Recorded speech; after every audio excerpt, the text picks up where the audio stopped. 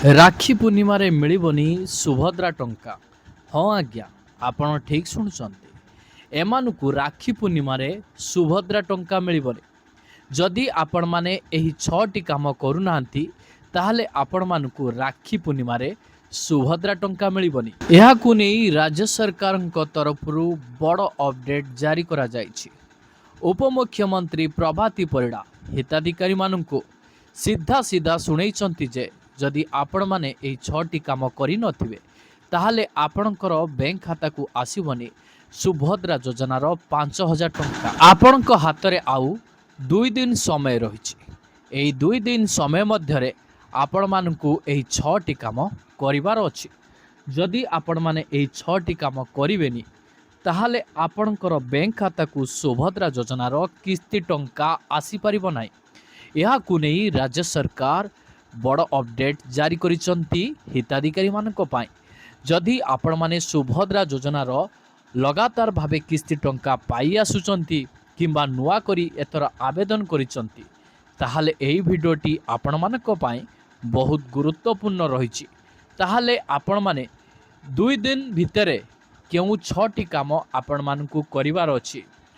ଯେଉଁମାନେ ଚତୁର୍ଥ କିସ୍ତି ଟଙ୍କା ପାଇଛନ୍ତି ସେମାନଙ୍କୁ କ'ଣ କରିବାର ଅଛି, ସେମାନେ କ'ଣ ଚେକ୍ କରିବେ। ଯେଉଁମାନେ ନୂଆ କରି ଆବେଦନ କରିଛନ୍ତି ସେମାନଙ୍କୁ କ'ଣ କରିବାର ଅଛି, ଏହାକୁ ନେଇ ସଫା ଶୁଣେଇଛନ୍ତି ଉପମୁଖ୍ୟମନ୍ତ୍ରୀ ପ୍ରଭାତୀ ପରିଡ଼ା। ସୁଭଦ୍ରା ଯୋଜନାରେ ରାକ୍ଷୀ ପୂର୍ଣ୍ଣିମାରେ କେଉଁ ହିତାଧିକାରୀମାନଙ୍କୁ ଟଙ୍କା ମିଳିବନି ତ କାହିଁକି ମିଳିବନି, ଏ ବିଷୟରେ ମୁଁ ଆପଣମାନଙ୍କୁ ବିସ୍ତାର ରୂପେ ଏହି ଭିଡ଼ିଓ ମାଧ୍ୟମରେ ଜଣେଇବି। ସେଥିପାଇଁ ଆପଣମାନେ ଭିଡ଼ିଓଟିକୁ ବିନା ସ୍କିପ୍ରେ ଶେଷ ପର୍ଯ୍ୟନ୍ତ ଦେଖନ୍ତୁ ଆଜ୍ଞା, ଯାହାଫଳରେ ଆପଣମାନେ ଡିଟେଲ୍ସ ଇନଫର୍ମେସନ୍ ପାଇପାରିବେ। ଭିଡ଼ିଓଟିକୁ ଆରମ୍ଭ କରିବା ପୂର୍ବରୁ ଆପଣ ସମସ୍ତଙ୍କୁ କହି ରଖିବି, ଯେଉଁ ଦର୍ଶକ ବନ୍ଧୁମାନେ ଚ୍ୟାନେଲରେ ଭିଡ଼ିଓଟିକୁ ଦେଖୁଛନ୍ତି କିନ୍ତୁ ଏପର୍ଯ୍ୟନ୍ତ ଚ୍ୟାନେଲକୁ ସବସ୍କ୍ରାଇବ୍ କରିନାହାନ୍ତି, ସେମାନଙ୍କୁ କହି ରଖିବି ଚ୍ୟାନେଲକୁ ସବସ୍କ୍ରାଇବ୍ କରିଦିଅନ୍ତୁ, ଭିଡ଼ିଓକୁ ଗୋଟେ ଲାଇକ୍ କରିଦିଅନ୍ତୁ। ଆପଣମାନଙ୍କର ଗୋଟିଏ ସବସ୍କ୍ରାଇବ୍ ଆମକୁ ନୂଆ ଭିଡ଼ିଓ ବନେଇବାରେ ପ୍ରେରଣା ଦେଇଥାଏ।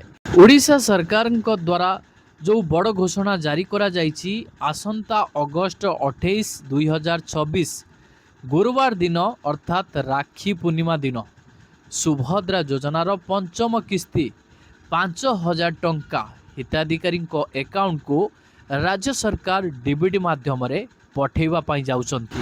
ଏ କଥା ଆପଣ ସମସ୍ତେ ଜାଣିଥିବେ, ଏଇଟା ବଡ଼ କଥା ନୁହଁ, କିନ୍ତୁ ବଡ଼ କଥା ବର୍ତ୍ତମାନ ଉପମୁଖ୍ୟମନ୍ତ୍ରୀ ପ୍ରଭାତୀ ପରିଡ଼ା ହିତାଧିକାରୀମାନଙ୍କୁ ସୂଚିତ କରିଛନ୍ତି। ଯଦି ଆପଣମାନେ ବିନା କୌଣସି ଅସୁବିଧାରେ ଆପଣଙ୍କ ବ୍ୟାଙ୍କ ଖାତାରେ ସୁଭଦ୍ରା ଯୋଜନାର କିସ୍ତି ଟଙ୍କା ପାଇବା ପାଇଁ ଚାହୁଁଛନ୍ତି, ତାହେଲେ ଏହିସବୁ କାର୍ଯ୍ୟ ଆପଣମାନେ 2 ଦିନ ମଧ୍ୟରେ କରେଇ ନିଅନ୍ତୁ।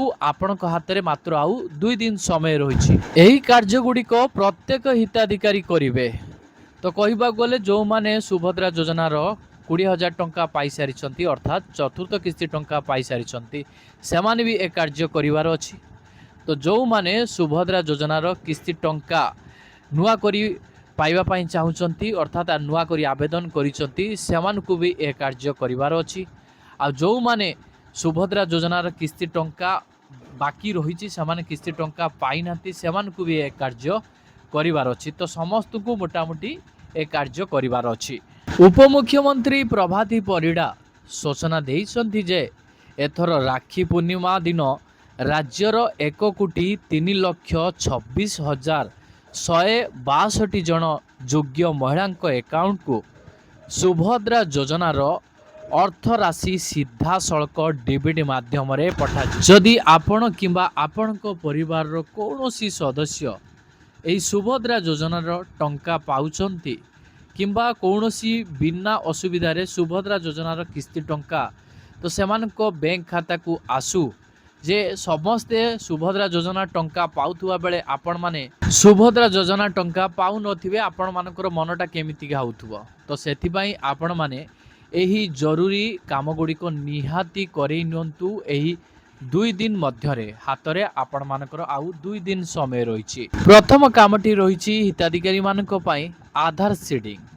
ଦେଖନ୍ତୁ, ଆପଣମାନଙ୍କର ବ୍ୟାଙ୍କ ଖାତା ସହିତ ଆଧାର କାର୍ଡ଼ ସଂଯୋଗ ହୋଇଥିବା ନିତ୍ୟାନ୍ତ ଜରୁରୀ। କାରଣ ରାଜ୍ୟ ସରକାରଙ୍କ ତରଫରୁ ଘୋଷଣା କରାଯାଇଛି हिताधिकारी मानकर आधार नंबर सहित जो बैंकटी संजोग रही से बैंक अकाउंट को सीधा सड़क जेकोसी योजना गुड़िकर टंका आसीपर तापर कामटी रही आपण मानकर डीबीडी एनाबल्ड तो कहवा गले डीबीडी सक्रिय देखंतु account T direct benefit transfer अर्थात डीबीडी पाई सक्रिय थिबा दरकार जहा द्वारा सरकारी सहायता सीधा सड़क आपण खाता को आसी पारिबो। आपण माने एही डीबीटी को एक्टिव केमिति करिवे आपण मानकर बैंक खाता रे आपण माने कोनोसी जनसेवा केंद्र को जिबे नै आपण सीधा सेही बैंक को जिबे जो बैंक रे आपण मानकर खाता रहिछि तो आपण बैंक कर्मचारी ठारू एक फॉर्म आनी डीबीटी को सक्रिय करि पारिबे। जनसेवा केंद्र रे आपण डीबीटी को सक्रिय अर्थात एक्टिव करि पारिबे नाही। आपण निजर मोबाइल माध्यम रे चाहिए चेक करि पारिबे जे आपणको बैंक खाता रे डीबीटी एक्टिव अछि कि नाही किंतु आपण निजर मोबाइल माध्यम रे चाहिए डीबीटी एक्टिव करि पारिबे नाही किंतु चेक करि पारिबे। तो सर्वप्रथमे आपण निजर मोबाइल माध्यम रे चेक कर नियंतु आपणको बैंक खाता रे डीबीटी एक्टिव अछि कि नाही। तो एई चैनल रे तो प्ले लिस्ट रे आपण मानकू वीडियो प्रोवाइड कर दिया जायछि आपण माने वीडियो को देखिकी आपण सही टाइप रे चेक कर नियंतु जे आपणको बैंक खाता रे डीबीटी एक्टिव अछि कि नाही जदि नाही ताहले आपण माने आपणको बैंक को जाईकी एक्टिव करई नियंतु।